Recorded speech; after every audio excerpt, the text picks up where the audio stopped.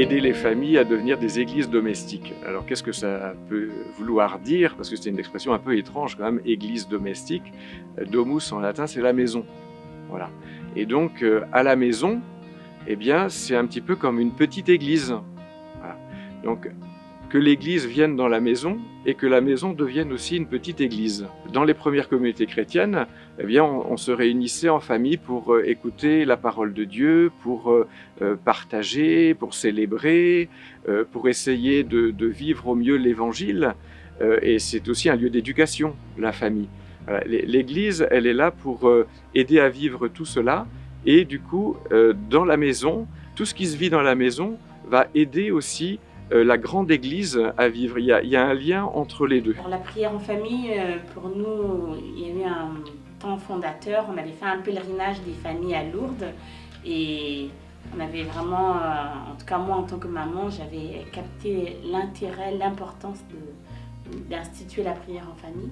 Et c'est arrivé assez tôt dans notre famille. La plupart du temps, c'est le chapelet à 19h30 tous les soirs. Mais de temps en temps, on dit les vêpres. Moi, ça me plaît, parce que c'est une pause et ça fait bien de se retrouver pour prier. Le temps de la prière en famille reste quand même un moment qui nous a façonné depuis que nous sommes jeunes mariés, avec le souci toujours de se tourner pour différents moments de la journée, de se tourner vers Dieu. Souvent, on est dans le canapé ou devant le coin prière. C'est aussi un moment voilà, pour profiter physiquement les uns des autres. Alors j'ai souvent des câlins, mais en tant que maman, voilà, ça réchauffe le cœur aussi. En fait, il n'y a pas de rituel institué. On a quand même des temps de prière en famille. On se fait un signe de croix, on fait un Notre Père. Ça peut être merci, s'il te plaît, pardon, en reprenant ces termes-là. Et puis chacun y met ce qu'il a envie. Mais parfois, c'est plus libre et les enfants, parfois, ils vont juste remercier ou demander quelque chose au Seigneur. Et puis parfois, on est très surpris de la profondeur de ce qu'ils vont dire. Ou au contraire, parfois de la légèreté aussi. On a toujours partagé notre foi avec nos enfants. On en a parlé librement.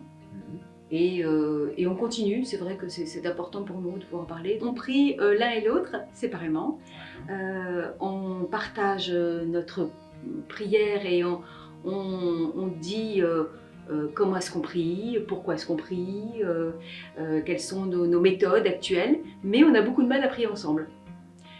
Voilà. On y arrivera peut-être un jour, on ne désespère pas.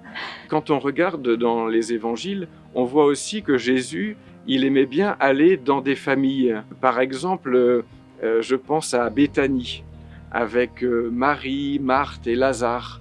Et c'était une famille aussi. En fait, c'était des frères et des sœurs. Et Jésus, c'était ses amis. Et donc, il aimait bien aller dans cette maison. Voilà.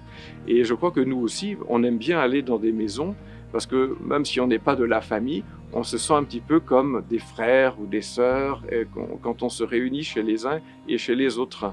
Et donc, la vie de famille, elle est aussi à développer en ce sens. Alpha Couple, c'est 8 rencontres qui sont proposées à des couples qui sont chrétiens ou non chrétiens et qui veulent réfléchir sur l'engagement d'un couple. Alors ça passe par la vie conjugale, mais aussi les enfants, les parents, les vacances, l'argent, la sexualité, enfin bon, voilà, la vie spirituelle, etc. Mais c'est toujours très juste. Un des plus beaux cadeaux de la foi, je trouve, c'est de pouvoir rendre grâce de tout ce qui nous est donné. Alors, quand on voit nos enfants, notre couple, tout ça, tout ce qu'on a réussi à bâtir et voilà, c'est puis pour la vie tout simplement. Et on transmet ça à nos enfants et je pense que voilà, devenir chrétien en famille, c'est un peu ça. Je pense aussi dans les évangiles à Capharnaüm, où Jésus, on voit dans les évangiles qu'il dit souvent qu'il va à la maison, ou qu'il retourne à la maison, comme si c'était sa maison, alors que probablement c'est la maison de Pierre. Mais il va à la maison. Et donc, comme Jésus, on a besoin aussi d'avoir notre maison, là où on est bien, là où on se sent bien.